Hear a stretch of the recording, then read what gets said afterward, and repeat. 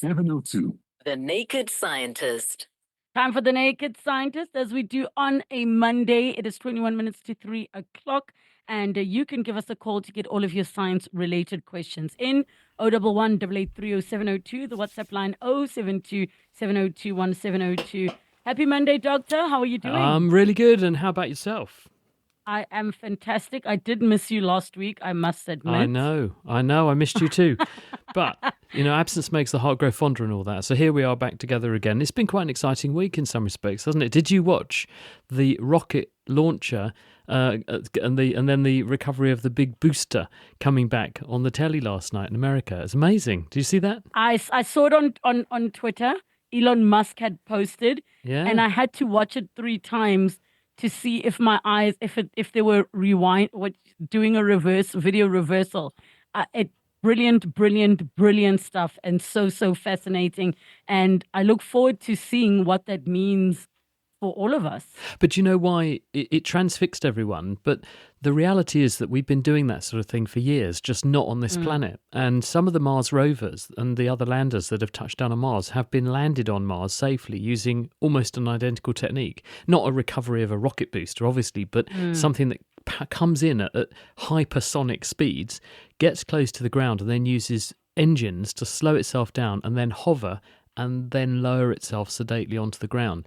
And it works brilliantly. And now they're doing it in this sort of recoverable way, but we actually got to see it for real on our own planet rather than having to imagining it happening on another one. But I was still amazed. I know they've been doing this, but I still thought it was brilliant.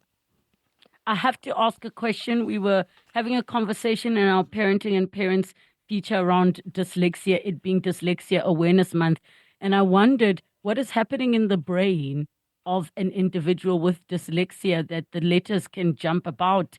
And one of the callers said that for their son, using blue paper as opposed to black ink on white paper made it easier. I think it's going to vary by individual, to be perfectly honest. And I had one of the most thought-provoking moments when I interviewed a lady earlier this year. She really made me think, because she is a dyslexic and she's an academic. And she works at one of the universities in London. And she said to me, if you think about it, Chris, it wasn't until we started inflicting reading and writing on people we ever realised there was such a thing as dyslexia. And historically, you'd have called everyone a normal human being. And it's only when we start to do things in a certain way, or society demands that we act in a certain way, that we then start to produce a system that doesn't fit everybody. So people with what we dub ADHD, they are going to struggle in certain social situations. Sitting down for long periods of time, focusing on something they might not be that interested in, doesn't come naturally to someone who wants to be thinking about other things. But when you're thinking about our evolutionary history, someone with ADHD being able to think outside the box and come up with a million solutions to a problem that confronts you, well, that's really great for your society. They're going to save the day.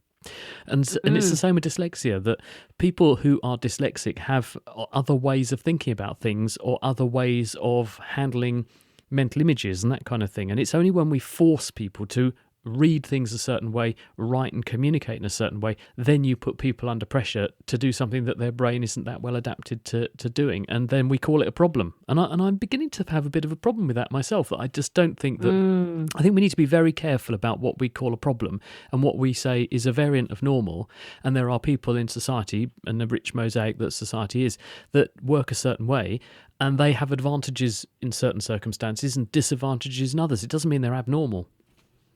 I've got you completely, and I think just as a testament to what you're saying, the parent who called in said, their child is just super intelligent, but it's this one thing in the system, in inverted commas, that kind of hinders them. But I think we are moving into the era with a different perspective on what learning challenges might look like, because there are other ways to do things. Yeah, and if you think we've sort of shifted into this era where everything's online and you've got to have an app for that and you've got to relentlessly tick boxes and fill in umpteen different forms and do it a certain way, and it's got to be a certain layout and format. And people who are ADHD really hate being forced to think in a certain way and forced into a box and have to work a certain way. And I think we'll probably come out the other side of this saying, actually that's a bit of a mistake to constrain people when in fact what you're doing is you're suppressing their creativity. And in fact, if you let that creativity out and let them do things their own way a bit, I don't mean to the point where it's destructive to society, but being a bit less rigid, because all of this empowerment and computing and all that kind of thing and all this choice that we kid ourselves we've got, and then in fact we're forcing ourselves to behave in a more and more narrow-minded way in many Yes. aspects of life. And in fact, I think we are shooting ourselves in the foot, because there are people in society that would make a huge contribution were they allowed to, and we're making it harder for them to do that in the current era. I hope that we will come out the other side and go, bit of a mistake. Let's get back to how we used to let people just do things the way that suited them a bit more and get the best of each other. Indeed. All right, some questions that are coming through for you, Dr. Chris Smith. The first one says, I'm often fascinated by left-handed people and those who are able to use both hands that are ambidextrous. What's the scientific explanation of this situation? And what's your take on the perception that such people are more intelligent? That's from Tusi Mutsopi from Phosphorus in Ekurhuleni. Hi, Tusi. Well, the evidence we can go on is anecdotal but also objective. So let's start with the objective. We know that about 10% of the world's population is a left-hander. We know that this is not a new phenomenon, because if we go back thousands of years, in fact tens of thousands of years, there's a really interesting experiment that was carried out in some of the caves in Montpellier in France, where some of our Stone Age ancestors lived. And the researchers had noticed that some of the cave art that was done there was stencils of people's hands. And so what they said was, well, if we count up how many are right hands and left hands, we get a certain number. If you go to a school and you ask kids to repeat what those cavemen and women did tens of thousands of years ago, drawing around their hand, you'll get a certain number that will draw around one hand and a certain number that will draw around the other hand. The cave artists actually did it with a blowpipe and some paint, and they blew paint at the hand on the cave wall. And that's how they got the impression and the outline.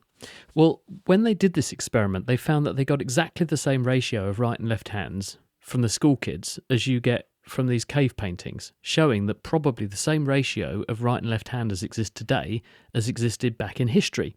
So handedness is not a new thing. What's unusual about humans is that so many of us are right-handed. You can find animals that have a handedness. Dogs have a preferred paw. Dolphins and porpoises have a preferred fin, for example. Kangaroos have a preferred leg they like to use. Some birds have a preferred foot and claws and talons they like to use. But it's not biased to the whole population nearly using the right side, not the left, or only 10% of the population being left-handed like you see in humans. So there's something special about the way our brains are wired up and the way that we have this handedness. Now, we don't know exactly why that is, but people have pointed at the fact that this probably is because language, our ability to both express and comprehend language and sounds, is on the left side of our brain. That is the dominant side of our brain. The left side of the brain controls the right side of the body. Hence, the right side of your body is your dominant side in the majority of people. So what's going on in left-handed people? Well, there's a number of possibilities. One is that the language and the dominance is on the opposite side, or that during development something didn't happen that would normally happen in the 90%, the right-handers, and the dominant stayed on the right-hand side of the brain, meaning they're left-handed dominant. So, are they more intelligent because of that? Well, the evidence is not that they do better on intelligence tests, but left-handed people probably have to be more adaptable because they're growing up and existing and having to cope in a world dominated by right-handed people. They have to open tin cans with the wrong hand. They have to hold things that are designed for right-handers, like pairs of scissors, with the wrong hand, the wrong in inverted commas hand, the hand they would prefer not to use, in order to use things that are right-handed. So as a result of that, left-handed people from a very young age learn to be more adaptable and also cope better and to use their non-dominant hand much more than a right-hander would. So that makes them become this sort of phenomenon of ambidextrous.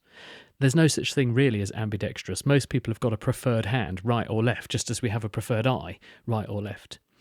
The other question is, well, are they better at sport? Because you'll often find people will say, oh, they're left-handed batsmen, absolutely brilliant. Well, if you think about it, if you're a right-handed sportsman or sportswoman, you're going to spend a lot of time playing other right-handers and you're going to get trounced by the odd lefty. If you're a left-handed player, you're going to spend most of your time playing right-handers. So you're going to get really good at playing the right-handers. You're not going to play many other lefties.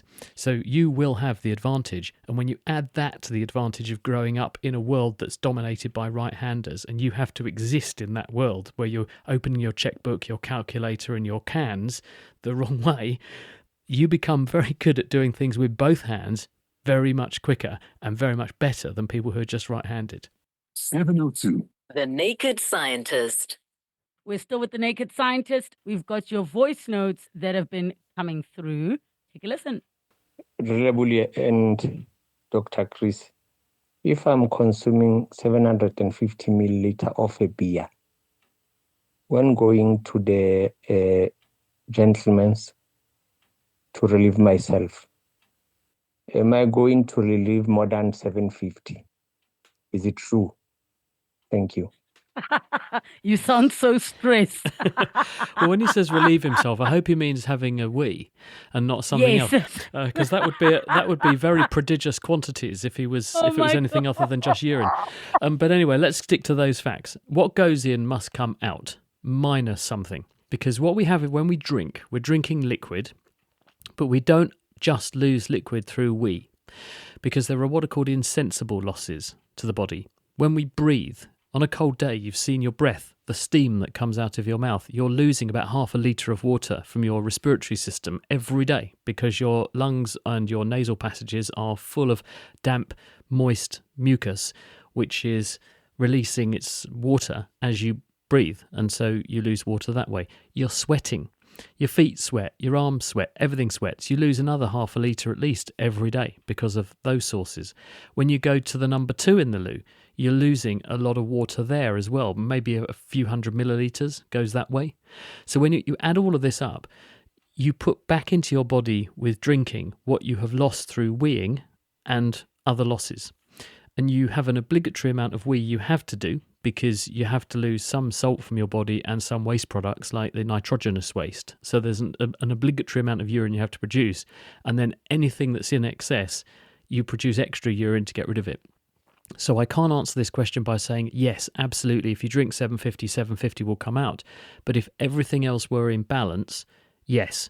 If you had a surf feet of water and you put another pint in, a pint would come out. But it's all about balance. You don't gain weight over a day if you have normally healthy working kidneys, because what goes in, your brain is sensing what the dilution of your blood is and keeping the blood just at the right concentration by secreting a hormone called ADH, antidiuretic hormone, or not, and this tells the kidneys whether or not to bring water back into the body when it makes urine or allow the water to be lost as urine. And it's a very delicate balancing act, but it keeps you with the right concentration of water in your bloodstream so that your blood works the right way, but also you don't either gain or lose weight every day. Thank you so much for that question. Another one, Anonymous says, why do dark-skinned people get pigmentation under their armpits and between their thighs? Well, we get pigmentation on our skin for a range of reasons. One is that you're born like that, and some parts of the body do have more pigmentation than others, just naturally. Some people naturally have darker skin where it tends to be more incident sun means to be more incident, so to protect you, and so the body doesn't waste resources by pigmenting bits it doesn't have to pigment. But because of natural variation in how those pigment systems work in the skin, some bits do end up a bit darker than others sometimes. So if you think about why you've got moles, for example, or why you've got darker patches, this is where the melanocytes, the pigment producing cells, are a bit more active, or there are a few more of them than other places. So it varies between individuals. Some people have more pale patches and darker patches, but also it's driven by likelihood of exposure to sunlight, how quickly your skin reacts in those places, and then some people just naturally have some darker bits. All right, thank you so much for that question. We go to the lines. We have Ruwaida from Ontdekker Park. Go ahead. Hi, good afternoon, Doc. I've got a question here. I read a very interesting article about, an eye-like mask that they're working on that will enable people to see without your eyes. What I find amazing is that it also says that seeing without the use of your eyes with just decorated eye-like mask. You know about this? Hi, Rueda. The answer is yes, that people are doing this. And one of the reasons they're doing this is to try to restore vision to people who've got eye problems, particularly with the front part of the eye that does the focusing of light onto the back part of the eye. If the back part of the eye, the retina, is working, then you can do this. Also, if you have a healthy optic nerve, the nerves that connect the eye to the brain, but the retina in the brain is broken or the front part of the eye is broken, again, this sort of system is of interest to scientists because it might be possible to restore vision this way. What they're able to do is produce a matrix of electrodes, absolutely tiny, that can be implanted into the back of the eye and sit on the cells that either convert light into electrical impulses or directly onto the cells that give rise to the optic nerve. And you can tell the device to fire up some of these little parts of itself to produce electrical signals which correspond to as though that part of the eye had seen a spot of light. And when you do this, people see a pattern which is analogous to that spot of light. So you can project letters, for example, or vague shapes onto the back of the eye that way. And there have been some initial tests done on people who've had these sorts of implants, who've had a problem with their eyes, they're blind, but they're able to begin to discern spots of light again by direct electrical stimulation of the back of the eye in this way. So you can see in the future what will be possible is to produce a very dense, high-resolution matrix of connections that will sit against the back of the eye. It will be connected to a camera system that will take a picture of the world and then convert that picture into the right sort of dots to light up on this matrix of electrodes on the retina, and in that way send the picture into the brain so the person has some restoration of vision. It's very early days at the moment, but scientists are doing this and people are getting some degree of function through doing it, which tells us if we can improve on this, we ought to be able to help people who've got certain forms of sight loss to at least regain some of their visual capabilities in the future. It sounds super, super hopeful and exciting, and we look forward to seeing what comes of all of that. Can you imagine a person who has zero sight and then suddenly is able to see? Dr. Chris Smith, back together next week. Looking forward to it.